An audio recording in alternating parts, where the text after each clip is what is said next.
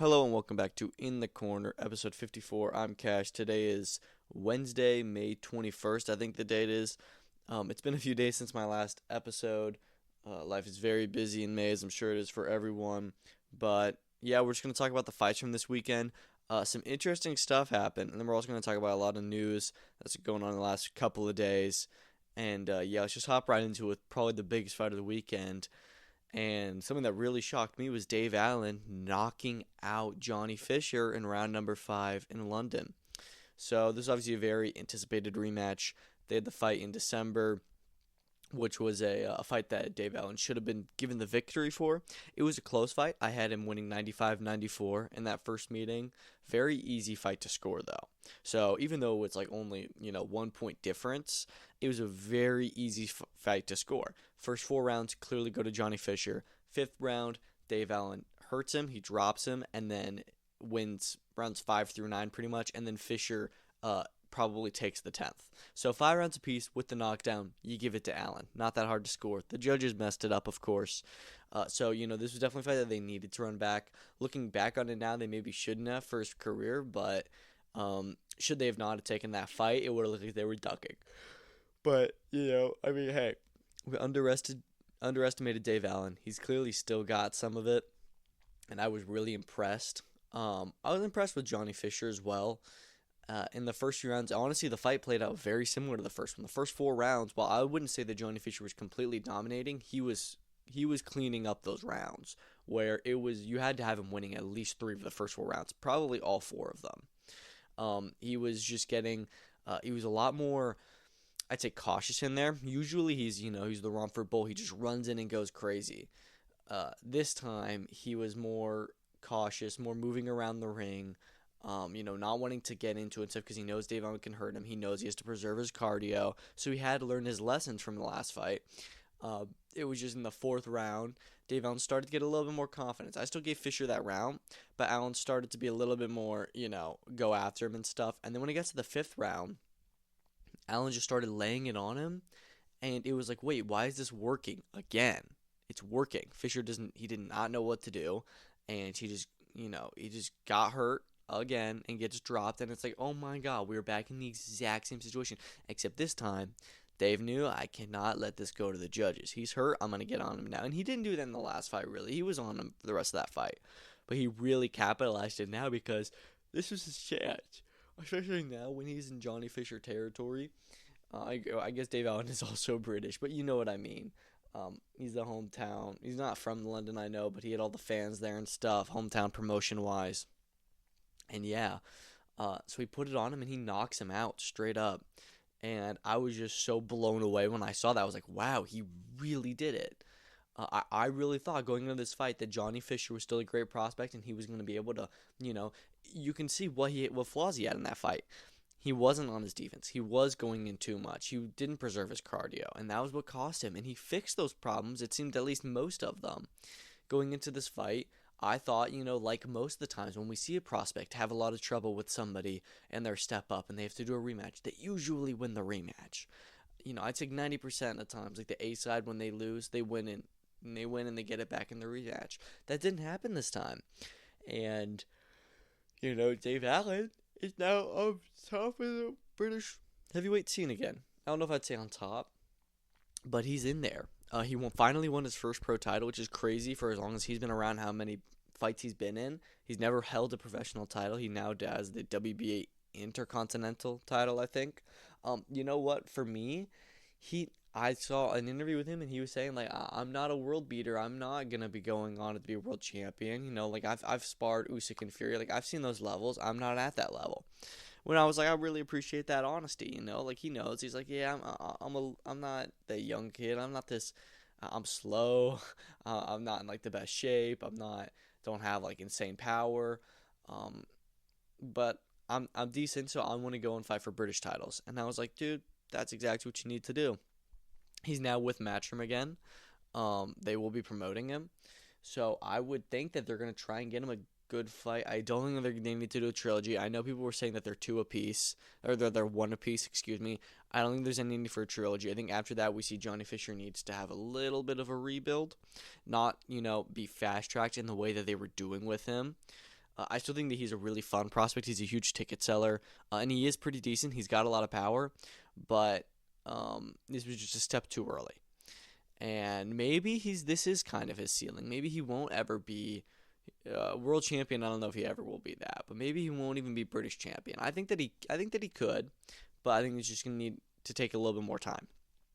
As for the British champion type stuff for David Allen, dude, I can see him in that fight next. I really can. I wouldn't be surprised if they don't do that. Maybe they give him a fight where he is the true A side and he can, I don't know what that would be. Have him headline in Doncaster maybe.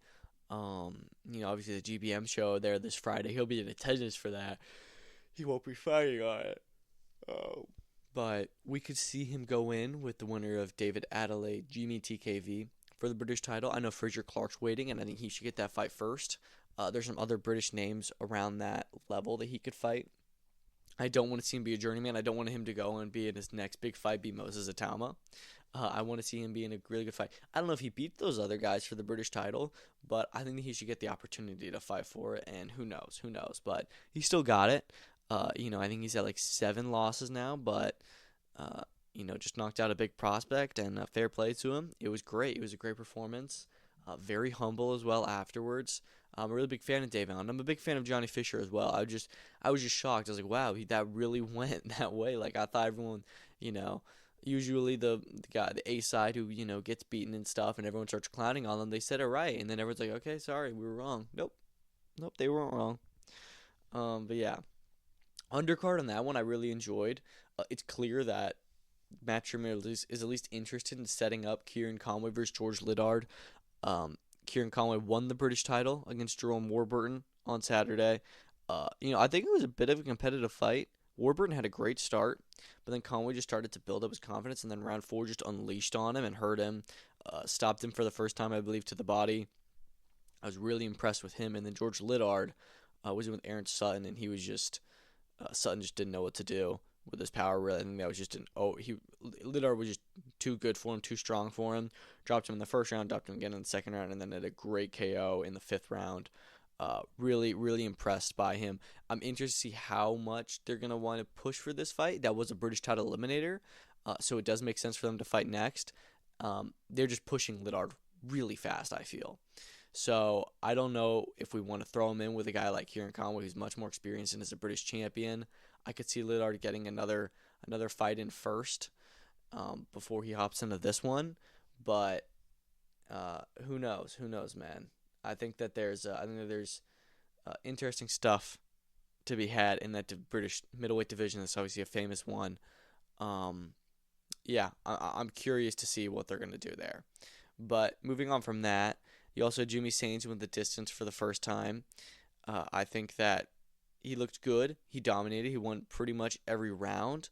It was not the most exciting we usually see from him, even though he was putting on it. He just wasn't, going crazy. And I did see they call him the Brentwood Beterbiev, which we need to slow down on that a little bit maybe. But yeah, I am a big fan of him, and he looked good. And, John Hedges as well won the English Cruiserweight title. I was thinking about who he could fight. They were talking about, it's not too long. Like, he's good, and there's not a British Cruiserweight scene. Like, he's not too far off from it. He could go on and fight like Chev Clark. He could, not now. I think that Alois Jr. is a great fight to make next. I think Alois probably wins that one, but I also don't know about that. I could see Hedges maybe like even outboxing him if he can just get around that power. But I think that's a really good fight to make for like the British Cruiserweight title. Or I guess no, Vidal is the champion. Make the one for the English winner that fights for the British. You could do, but it's an interesting division, and I thought that he looked good. I enjoyed that card. Taylor Bevan and Lily Buttigieg also had really good stoppage wins. And Shannon Ryan impressed me as well. I think that she's probably ready to get back into that 10-round competitive fight after her first loss. But yeah, it was a good card for Matchroom in London. I'm just still really surprised that Johnny Fisher actually lost that. It is going to be interesting what the rebuild is like. I think that it's not going to be too hard for them to rebuild him. He's a huge fan base, and he still does have really big power. I just think that Dave Allen was kind of his kryptonite, and he probably needs a few more fights, maybe in like the 8-round area, before jumping right back into the big boys. There was also, of course, the Misfits event on Friday, which I had a great time with. Really love Misfits. Darren Till was impressive. He had a great fight with Darren Stewart, who also really impressed me. Till knocked him down in the first round, which he was like, okay, this seems like, okay, well, you know, we now know where this is going. But then Stewart came back and fought the rest of the fight. He gets knocked down at the buzzer beater at the final second. He gets dropped, gets back up, of course, because you have to in that situation. But both really impressed me. He was a great fight. It was a competitive one. I still thought that Till won the fight. I don't think anybody's really arguing that. I had Till winning 77-73 on account of the two knockdowns. But yeah, I really enjoyed this fight. I think that Darren Till did not look perfect, and Darren Stewart just had the most insane cardio I've ever seen for like a cruiserweight. But talk about Jake Paul opponents, KSI opponents. Darren Till's right there. He said he wants to fight KSI afterwards. KSI said, like, let me fix my hand and we'll do that. I'd love to see that. I doubt that's a fight that KSI takes. It's a fight I'd love to see Jake Paul take. I mean, I'd love to see Tommy Fury versus Darren Till. But yeah, we'll see what they do with him. But he really is. He's one of these MMA guys that comes over, and he's actually really solid. So I'd like to see him get in with one of these big names in this, YouTuber sphere. But yeah, I had a lot of fun with that fight. Ty Mitchell looked fantastic in the co-main event with Idris Virgo. Ty Mitchell's an interesting one. He's like 34 or something like that now, and we've never really seen him get his pro career going, but he's always been a decent fighter. And here he comes into Misfits, and he's fighting Idris Virgo, who's also a pro, but is a guy who's been kind of away from the mainstream professional boxing. He's a pro record of like 12-0, and he's been like 2-3-0 on. I think he's been like 4-0 on Misfits, so I guess he's really 16-0. But yeah, this one did go on their pro records, I believe. And I mean, if you look at Ty Mitchell's professional record, he's 4-2. Including this fight. So it is a little bit questionable of like, okay, and by the way, all 5 of those fights came like 14, 15 years ago. So it's just one of these things where it's like, people are calling for him like, dude, this guy's really good. He can be a solid pro. And like, I agree. I think that he is too good for Misfits. He is not Idris was their resident pro boxer. Who kind of fought on their shows and fought like some of like the MMA guys and even YouTubers at times. That was Idris Virgo, and he just wiped the floor with him. He was so good with his jab and just kept Idris Virgo away. And then he hurt him in the third round. And the stoppage was a little bit early, but it was on that way anyways. Just a fantastic performance. I saw somebody suggest he could fight Troy Jones, who of course just it was a former, I don't know if he may even still hold the English title. I know that he just lost to Ezra Taylor, but that's an interesting fight.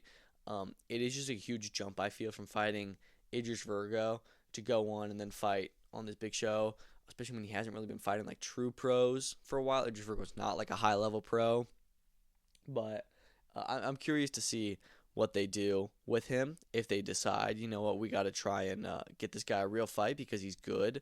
And, we should be moving him towards that direction. We're moving towards that pro direction. We know Misfits has signed a few pros, including Dylan Price, who's one of the big moments of the card. First fight of the night in a 10-rounder, who got knocked out by Kari Mansilla. He was winning pretty much the whole fight, and then just gets knocked out in the 8th round. It was crazy. Very, very shocking. He was undefeated, and he was like a WBC silver champion. This was his first fight on Misfits, and now they're like, well, crap. Our first like real already solidified pro we signed goes down like that. They also have Amir Anderson, who had his 3rd fight, another stoppage. He's really impressive. I think he could really go far. But that sucked to see for Dylan Price. I'm curious what they do with him now. He just got too comfortable and got caught. That's really as simple as it is. He was looking great before that, but yeah, you always got to be on the A game, and that just shows you anyone can do it. It only takes one punch. The heavyweight survivor tag was a lot of fun, I thought. I thought that it could have been executed better. I thought it was executed a lot better than the first one, at least in some ways. They had an elimination where after the 3rd round, after the 4th round, they would eliminate one of the fighters. And after the 3rd round, it took them like 5 minutes to figure out the calculations with the point system they had. It was weird, and that was really bad. It was a huge delay in between fights, and it was like, okay, what are we doing here? Like, you're kind of botching it.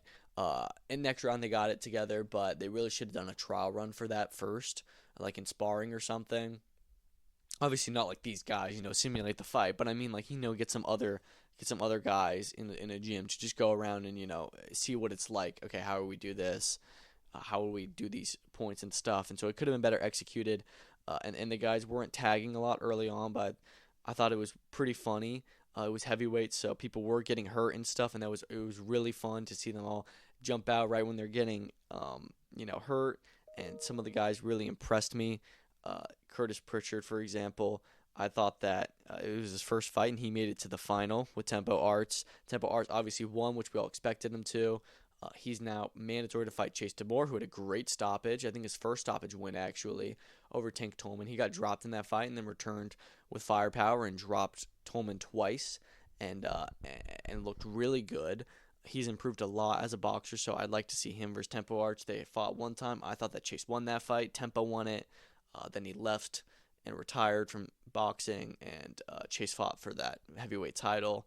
And then Tempo's now returned, and he has to go and fight him for it. But yeah, I enjoyed the heavyweight survivor tag. I did also see Tempo had a really funny, tactic in it where one of the guys, I think it was Godson, where he kind of was getting tired, so he tagged out, and there was only 3 of them. And then and you're only allowed 2 tags. Godson tags out, and then as soon as he gets out, Tempo goes over and he immediately tags Godson back in so that he can get out. And so Godson has to keep on fighting the other guy when he's tired. I thought that was tremendous. I thought it was hilarious. So it was a fun card. Winky Wines versus Modine was horrible. It was terrible. It was very funny. Modine lost like every round and then shoves Winky Wines over when they read the decision. It was so funny. That was one of the funniest fights ever, which that's what we expected for it. Fox the G is super impressive, man. He's come into this scene and young kid, and he's just kind of like gotten a hold of boxing really well. He's really powerful, and he honestly kind of dominated Walled Sharks. I had him winning every round. Walled Sharks is former Golden Gloves guy who had the really great fights with Dean the Great. He hasn't fought in a while, but he's one of the best guys on Misfits, and Fox the G just kind of dominated, and I was really shocked and impressed by that, but fair play to him. He looked great. Moving on from Misfits, I also do just want to mention that apparently their next event will be in America, and Wade will be returning. Hopefully he's headlining. Maybe they do that in Tennessee. That'd be fun. Curious to see who they have fighting for him, but excited to see Misfits return to America. And just hope they get that card announced soon. They can get rolling with it. Hopefully they do that in June or July, because I feel like it's been too slow for Misfits lately with all their event cancellations and stuff. We also had another boxing card on Saturday night. Sergey Boachuk returned against Michael Fox. Not the best performance. He went the distance again. I think his in terms of his wins, no, not even his wins. His last 4 fights, he's been the distance 3 times. Before that, he'd never been the distance. So I don't think it's a power. I think it's just a step up in competition. The Mendoza and Ortiz fights, of course. He didn't win the Ortiz fight, but it was really close. This one, I don't know. I don't think that this was his best performance. I even saw some people saying that Fox could have gotten the win. I don't agree with that.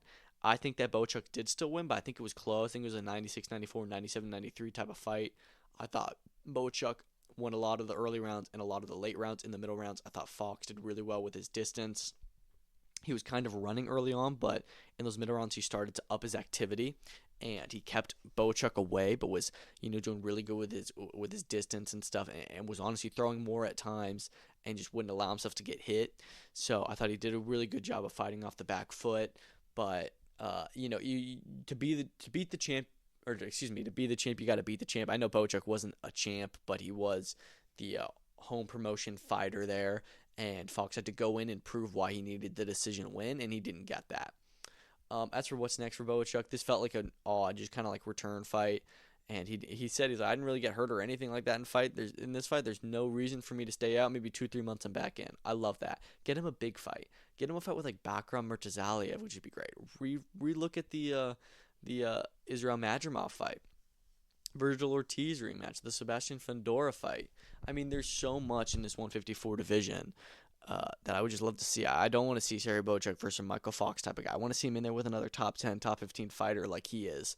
And yeah, man, it's just a really great division. Omar Trinidad looked really good in the co-main event. Didn't get the stoppage, but won every round. Just, threw a ton of punches, just all action, and that's the kind of guy I like to see. Featherweight's a really interesting division. There's a lot of all action guys there. Rafael Espinoza, Nick Ball, that he could get in really great with. I don't know if he beats those guys. I don't think he does, but I think he can be in a really fun fight when he steps up to world level, and hopefully they do that soon. And because I feel like he's just kind of in these 190 type fights, and you gotta step him up and really get him that world title fight soon. Speaking of world title fight, Mizuki Hiruta, she looked really, really great. Again, won almost every round of her fight. Really good distance in there. Had great footwork and just kind of dominated Marino. Another one that, I really like watching women's boxing and stuff when you do get these people who kind of just dominate their opponents. It is like, can we get a unification? But then they go into the unification and they dominate them as well, because I feel like there's not enough women's fighters, especially in these lower divisions, where you get the most competitive fights, because you have people like Mizuki Hiruta who are just really, really good, and they have their mandatory challengers and they just wipe the floor with them. But yeah, so I enjoyed that fight. It was a decent card. Went on for long because there were so many decisions and stuff, but what are you going to do? A fight that did not have a lot of decisions was the UFC Fight Night this weekend at the Apex. A lot of finishes. Really, really fun card. Main event, Micah Morales TKO'd Gilbert Burns in round 1. We all expected that. Another statement win at welterweight.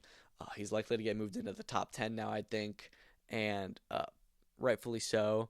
Really good performance by him. He's undefeated, and he's got a bright future. Some big fights ahead of him. I am curious what kind of fight they line him up with next. Welterweight is a really stacked division where it feels like you've got 6 guys that could be fighting for the title next. As for Gilbert Burns, I think this is 4 losses in a row now.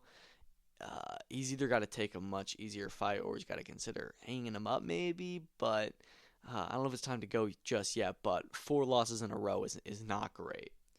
But I was impressed by Michael Morales. Just kind of steamrolled Burns, wouldn't lay off of him. Great power, great pressure and just violence, and yeah, it was awesome. For whatever reason, the co-main event between Bellato and Craig got called off. I think Bellato got sick or something, and they didn't I don't know if they said anything. I didn't watch the card live, but I noticed afterwards that it wasn't there. So Sadiq Youssef versus Myron Santos was the co-main event instead. Myron Santos, it wasn't a very exciting fight, but he did do a good job of kind of, I guess, dominating in a way. But it just wasn't the best. Some other fights that I thought didn't go the right decision. I thought that Pinheiro won the first fight against Pennington, and I thought that Nursultan Ruziboev did not beat Dustin Stoltzfus. So that's just what I thought. I had those fights going other ways. Didn't love those decisions, but didn't have a lot of decisions otherwise. Denise Gomez had a fantastic second round KO. Hyun Sung Park, great first round submission. Luana Santos had a good one. Yedier Devalle had a great one. Jared Gordon had a great first round KO. Gabe Green, after losing the first round to Mateus Camilo, got himself a second round submission. That was awesome. The Makizeo Costa win over Julian Erosa was a really fun fight. Probably the best fight on the card. I think it won Fight of the Night honors. Just a really, really fun Apex card. And, people always crap on the Apex cards, but dude, when you're not expecting them to be good, you can just go and enjoy the fights. And a lot of the times they do deliver. They don't always, but sometimes they do. And this was one of those times. So I enjoyed it. Their next card is also an Apex card on May 31st with Blanchfield versus Barber. Hoping that one's as good, but remains to be seen. Moving on from the fights that we had this weekend, it was a good weekend of combat sports, not too much going on. Let's talk about some news. So as far as Canelo versus Crawford, Sella will be promoting that. So Riyadh Season will be the main promoter, and it will be on September 13th. And that, I think, is mainly because it's going to clash with UFC Noche. I don't know why they're deciding to do it on the Saturday, not the Friday. I really don't. I know that Saturday is better for boxing, but when you're doing stuff like this, it is just kind of like, why are we clashing with UFC when we don't have to? You could do this on a Friday. That's why you had Dana White involved, was to not clash, and now you're going to make it clash. So don't love it. It's just really weird how Turkey's just choosing, oh, yeah, you can promote this one, and no, you're not going to promote this one. That's not how promotions work usually. Usually the promoters are involved with making the fight. Dana White is not involved with this fight and making this fight at all. He would just be there to stand at the press conference. It's so weird, but yeah, we'll just see what they do. We don't know a venue yet. when we thought we had one figured out. There's no broadcaster decided. We know they were looking at Netflix. Doesn't seem like that's the case anymore. I bet it'll just be a DAZN pay-per-view. I think we heard it's going to be a pay-per-view with Riyadh season, which means probably on DAZN. I really don't know, but hopefully we find out soon. Tyson Fury is reportedly close to announcing his return to the ring. It's weird because I feel like he retired in January and everyone's like, yeah, BS. No, we don't really believe you. And then it's been a few months and people are like, okay, maybe he actually did retire. But now he's back in training and now there's rumors that he is coming back. And it's like, okay, yeah, we should have just stuck to our gut. He's not retiring. Listen, there's only one fight I'm interested in with both Fury and AJ, and that is each other. That's it. If they have other fights, sure, they could be fun, but that's all I really want to see. And hopefully they can get that done. Maybe that's why he's coming back. Maybe they've been preparing something in the behind the scenes and just haven't said anything about it at all.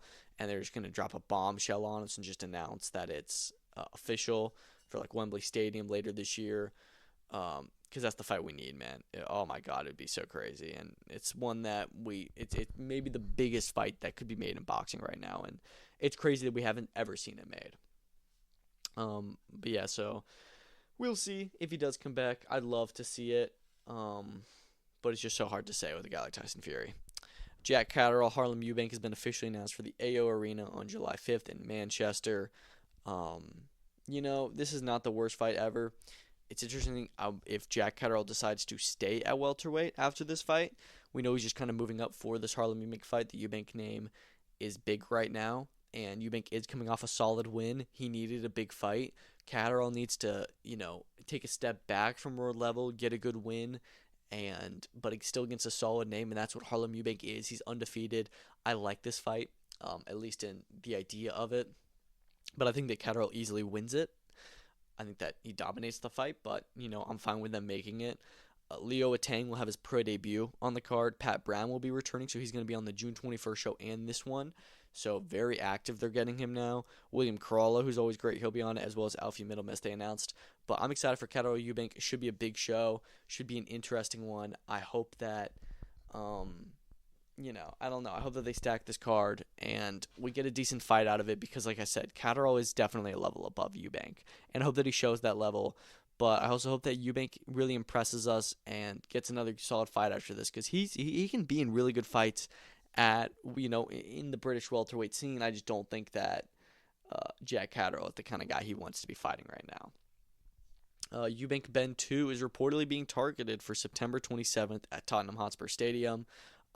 Speaking of the Eubank name, it's looking like their big rematch that's the plan. This has not been signed or anything yet or even negotiated. It's just the plan that Turkey has. We know he was talking about doing it at Spurs again, and it looks like September 27th is the date that they've attached to it. That's pretty much 5 months on the dot from the first fight, so I think that's a solid turnaround. Do that in the fall.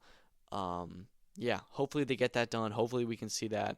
I'm a little bit curious if it actually will happen, but who knows? Who knows? I think it happens, but I think it may take a little bit longer to get that over the line. Speaking of Eubank again, Frank Warren and Eubank Jr. have settled their case of defamation, which is good and very good to see. Obviously Eubank had the stuff about Frank, and Frank felt that he needed to respond and, say you can't say that kind of stuff and get away with it. And, looks like we can finally put that saga to rest. John Jones is apparently done. We're hearing it's weird. He's saying stuff like, I don't need to come back, whatever. And I don't know. He's just an interesting one, similar to Tyson Fury and Conor McGregor, where it's like, I don't even know what to believe you anymore. Like, what are you saying? He's been, I don't know. People are saying, oh my gosh, he's so funny for trolling Tom Aspinall fans. I don't think that's that funny. He comes to like cry more on something, which is like, okay, but I don't know, man. I really don't know if he's retiring or not. It's so weird. We're hearing that UFC saying that like Jones and Aspinall, like it's gonna happen and stuff, and Tom Aspinall saying he knows exactly what his next fight's gonna be, but then Jones is saying, I don't know, I may be done. Like it's so weird. It's so weird. I don't know. I don't even know what's going on with this situation anymore, and a part of me just wants to move on from it and not even talk about it anymore. Also see that Terry Moana is going to be returning to the ring on June 8th, which is nice to see. We haven't seen him actually since March, I think. It's been a minute. So So I guess it's actually not that too long of a turnaround. It's just weird that we haven't heard anything. But yeah, he's coming back on June 8th on the Jai Pattaya card, as is Connor Wallace and Max McIntyre, guys like that. So it should be a decent show. Speaking of decent shows, the Matchroom undercard for George Kambosos versus Richardson Hitchens for the IBF Super Lightweight Championship has been announced. So it's going to be Andy Cruz versus Mishiro for a IBF title final eliminator at lightweight. So that's an interesting one. I think that Cruz probably wins that fight. Mishiro is like number 6 ranked. Just all the other guys are unavailable. I think that this is a solid fight. Glad to see that Cruz is going to be getting back into that. I think we'll see him active enough, and I'm excited to see him return and really take that step up to world level in just his 6th fight, and hopefully get a world championship fight after this. He'd be mandatory for Raymond Murataya, who is going to be lightweight champion. I just don't think that Loma's going to fight him. I think Loma's going to retire. It's not ducking him. I just think that Loma's done. And I'd love to see Murataya Cruz. I think that's a really great fight. Also on this card, you're going to have Alexis Barrier returning. You're going to have Tito Mercado. He's back. So some solid names on here. Not the best fights for them, but it's whatever. Zakeen Moses is back. Nishant Dev, Pablo Valdez, and Adam McCall make his pro debut. So solid undercard for sure, but just not the most competitive fights, I guess you could say. I'm excited for it. I'm just really excited for Hitchens Kambosos. I think it's going to be a fun build-up and potentially a fun fight, and some solid guys on the undercard. Moving on from that, Oscar Duarte versus Kenneth Sims Jr. is apparently signed for August 2nd in Chicago. Sims is from Chicago. This is a fight that has been signed before and didn't happen. And, they're looking for a big fight for Duarte and Sims. And okay, well, let's just match him up. I think Duarte wins this one. I'm glad they're giving Sims his homecoming, but I think that Duarte beats him for sure. Sims has not been the most impressive, and Duarte hasn't either, but Duarte has looked good as of recent. And, yeah, I think that he takes that one, maybe even inside the distance. But we'll see if that really does get announced. And I like that fight. And after this, I want to see Duarte, in a world title level fight. Again, dude, him and Pitbull. I know Pitbull just moved down to lightweight, which sucks. But I would love to see Duarte versus Pitbull. And if Pitbull's at lightweight, I love to see Pitbull versus Zepeda. I just want to see these all-action Mexicans fight each other. Jake Paul says that the Tank fight would be 10 3-minute rounds. It'd be an exhibition, 195-pound limit with no restrictions, meaning we wouldn't be wearing head guards. We'd have normal sized gloves, normal, round length, whatever. Not stupid restrictions you can't punch to the head, whatever. So this is, it would be a real fight as much as they could make it. Obviously, it's not a real fight because it's an exhibition because you couldn't sanction that at all. The 195-pound limit is crazy. I'm honestly shocked that they're able to negotiate that with Tank and not push for more. I mean, KSI is wanting below that, and they're literally saying that they would be willing to go down to 192.5 for that fight. And by the way, Nikisa Badarian and Mams Taylor went to war again on Twitter over terms and stuff, and it's just so silly. I don't know. Both have reasonable terms, but it's just stupid. But anyways, Nikisa and Jake are trying to make this Tank fight happen as well. And I'm just shocked that Tank could, not be okay, you have to come down to 185 at least, maybe 190. They're yeah, you can be at 195. That's crazy. Because Tank, there's no way that Tank can make 195. The absolute highest he could get to, if he bulked up a ton, is 170. And that's, his limit's really probably 160. So it's just so crazy that they're okay with making this fight. I think Tank just looks at Jake and he's yeah, he's not me. I could beat him, And maybe he's right, because Tank is a totally other level to Jake Paul, but Jake is also a completely different weight class. So we'll see what happens. This is honestly Logan Paul versus Floyd Mayweather, but even more extreme because there's an even bigger size gap, which is of course in favor of Jake, but then Tank is far more in his prime than Mayweather was, which is in favor of him. So I'd be very interested to see if this fight happens. I doubt that it does, but it sounds like they're both already signed up for it, and and that they were close to announcing it. So, I don't know. It's wild. The UFC have signed Patchy Mix to the UFC. He'll be making his debut against Mario Batista on UFC 316 after Chito Vera pulled out. Solid come-in fight for him. I think that Mix maybe even wins that fight. Probably does. He obviously just got released with the PFL and within a week signs with UFC, which is not surprising, but it's just pretty funny. The UFC is taking all of the PFLs bigger names right now, and yeah, it's just crazy. But I'm excited for that debut. We're hearing that it could now be Floyd Schofield versus Tevin Farmer, and that's now negotiations for the June 28th card as the Lucas Body talks ended with money being the issue, which is not too surprising, but it's interesting that they're pivoting to the Tevin Farmer fight. Not a bad fight for Schofield in terms of like his development, but I don't know if Schofield wins that fight. I think that's a far tougher fight than the Lucas Body fight would be. Lucas Body I thought would be competitive and one that Schofield would have to work for and maybe would not be, you know, the 100%, determined to win that fight. He may not be the total favorite. And here, Tevin Farmer, it's like, I don't even know if the odds go in Schofield's way for that fight. Tevin Farmer has still very much got it. Two very close fights with Zepeda, really good close fight with Murataya. I don't know if I go Schofield's way on that fight. He's not looked the best. I think that Schofield could win it, but it's really interesting that they're looking to that fight. That's definitely a tougher fight, if you ask me. So, remains to be seen. I like that they're trying to get Schofield on this card. It really does feel like it's going to be a really big card with Jake Paul versus Julio Cesar Chavez Jr., Zurdo Ramirez on it, Holly Holm on it, and now Floyd Schofield, maybe even versus Tevin Farmer. Really great MVP and Golden Boy card, and yeah, I'm excited for it. Lewis versus Teixeira has been confirmed for the UFC Nashville main event on July 12th. I know some people had issues with this being the main event, like Derek Lewis in the main event, but I love Derek Lewis. I think he's hilarious. I think that this is very much a tough fight for him, so I'm excited for it. Nashville should be fun. All right, some fights added to UFC 319 in New Orleans. Marvin Vettori, Arnold Allen, Magny versus Neil Magny versus Gunnar Nelson, and Fujit versus Dulatov. So those are some solid competitive fights, I think. I think Magny probably loses again, maybe, but we'll see. I think that Vettori and Allen's a close one. I'm really interested to see how that one goes. I don't know if I'd pick that one yet. I saw some people saying like, "Oh, this is like a bad card." I don't know if all these fights end up on the pay-per-view. Magny versus Nelson and Fujit Dulatov. Well, certainly not. Vettori versus Allen could be on the main card, but probably lower down. I could see that on the prelims as well. We don't know what the real main card is going to look like yet, but if this was to be the main card, it would definitely be disappointing. Yeah. But I'm so excited for the main event, I really don't even care.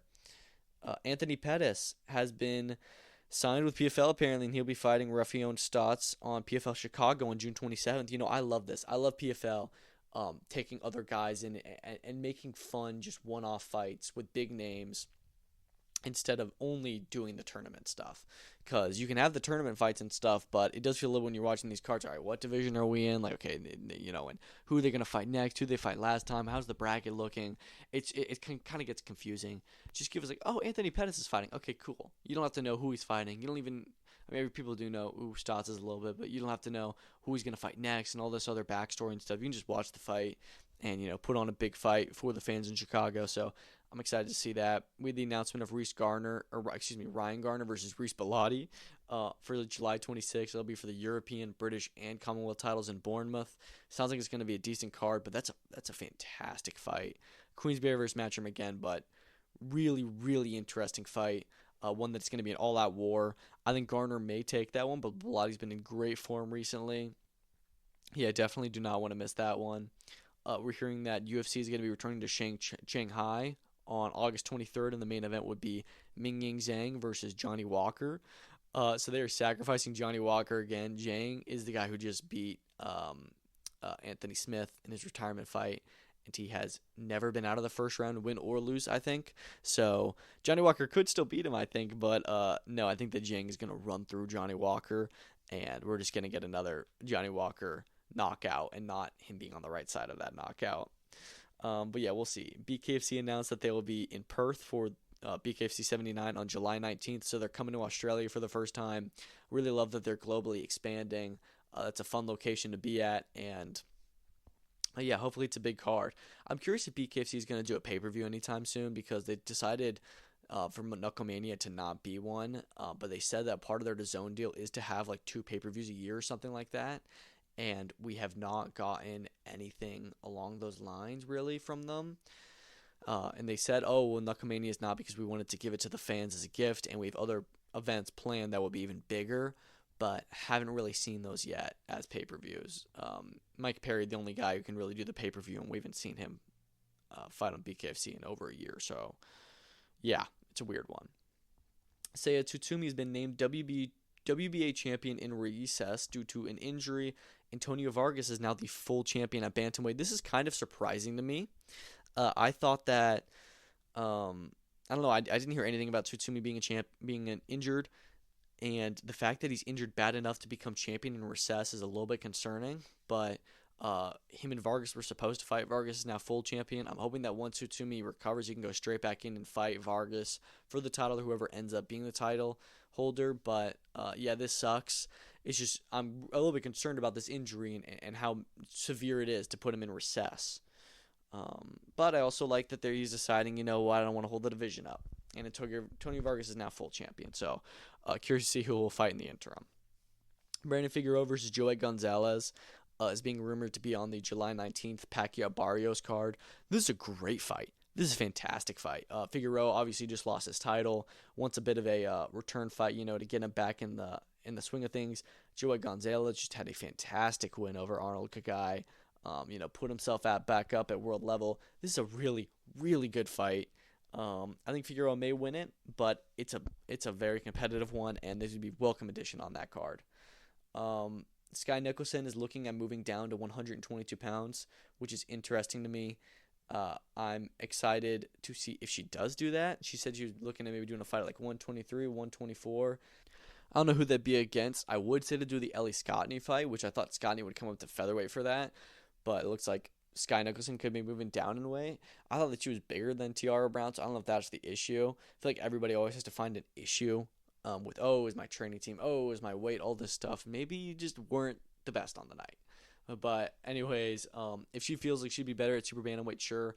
I would love to see the Ellie Scottney fight. That seemed like it was one that could happen. Scottney has now left Matchroom to go sign up with MVP, so that feels more unlikely to make now. It's still possible, but yeah, so that sucks. I would really love to see that fight, but it's whatever. Hopefully we see it one day. Speaking of MVP, they've signed Avius Griffin, who is 17-0 with 16 knockouts, so another solid male fighter that they signed. And I just say that because MVP is totally focused on women's boxing and totally taken over, and I love it because they have all the big fighters now, and it's crazy. But I also feel like they need to, still sign some up-and-coming male talent, and Griffin looks like he is that huge knockout puncher, and yeah, excited to see that. Juan Francisco Estrada returns June 14th in Mexico. We don't know who he's fighting yet. I'm curious if it's anybody half decent. This is going to be almost a year out of the ring for him. And prior to that, it was like a year and a half out of the ring. I don't know how much he really has left. I would say just retire. But, to each his own. We'll see how good he still looks, and maybe he gets another title shot somehow. But it remains to be seen. Eric Badillo versus Gerardo Zapata will be held on July 11th on ProBox TV in a WBC final eliminator for the light flyweight championship. That champion is, of course, Panya Pradabsri, who's supposed to be rematching Carlos Canizales soon after apparently their last fight, Canizales totally won and they completely robbed him. So he's going to have to rematch him, but Badillo and Zapata, which sounds like it's a decent fight, will be on ProBox. ProBox getting another solid final eliminator fight. Yeah, that should be a good one, and it's already been confirmed by Boxing Scene, which of course is owned by ProBox TV. So, solid fight. That's all I've got for today. Really, really good weekend coming off of fights this weekend. Nothing too crazy, but I think that it's some interesting stuff that we could be seeing this weekend. You've got the big Josh Taylor fight where he's fighting Echo Esserman. That could be straight carnage. Moses Atama returns on that. Some other solid fights there. You've got the big GBM show in Doncaster with Terry Harper versus Natalie Zimmerman. Maxie Hughes on that card. There's just a lot of really, really fun fights, and it's a stadium show, so hopefully that goes well. You've got Angelo Leo defending his title against Tomoki Kameda in Japan. Tadaran Shigeoka 2 on that undercard. That's going to be awesome. Then you've also got the IBF, I think it's the IBF, is it super flyweight title? I think it is, between Wilibaldo Garcia and Rene Calixto. They're rematching on Friday night, and then on Sunday you're gonna have another top tier show. So not the busiest weekend, not a ton of big fights. Really, the only big events I would say are the fights that are the GBM show actually, in the Queensberry one, and maybe that Kameda promotion show is a little bit big with that main event, but not a ton of huge stuff going on this weekend, similar to last weekend. But June is going to be crazy, as is July. So I'm excited for just like a nice little weekend of some fun fights. That's all I've got for you today. Thank you so much for listening, and peace out.